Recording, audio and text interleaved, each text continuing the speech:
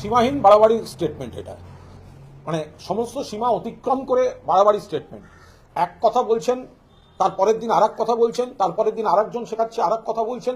রায় কি আছে? তার সঙ্গে মুখ্যমন্ত্রীর সম্পর্ক কি? আদালতের রায় কি আছে? মুখ্যমন্ত্রীর সম্পর্ক কি? আদালত পরিষ্কার বলেছে তথ্য প্রমাণের ভিত্তিতে দোষী সাব্যস্ত করা হলো এই ধারায়, যেখানে ধর্ষণ এবং খুন প্রমাণিত হচ্ছে। তো সেখানে তো মুখ্যমন্ত্রীর পুলিশ তো এই তদন্তটা শুরু করেছিল। তো সেখানে তো নির্দিষ্টভাবে পরিষ্কার বলে দেওয়া হচ্ছে যে তথ্য প্রমাণের ভিত্তিতেই দোষী সাব্যস্ত হয়েছে। তারপরে মুখ্যমন্ত্রীকে জড়িয়ে কেন কথা বলছেন? গণশক্তির লিড হেডিং হবেন বলে? গণশক্তির লিড হেডিং হবেন বলে?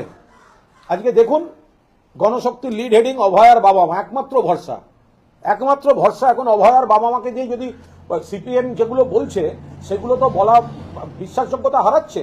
তাই অভয়ার বাবা মাকে ইভেন্ট ম্যানেজমেন্ট কোম্পানিকে দিয়ে ডেকে এনে নিজেদের মঞ্চে বলিয়ে গণশক্তিতে হেডিং করছে।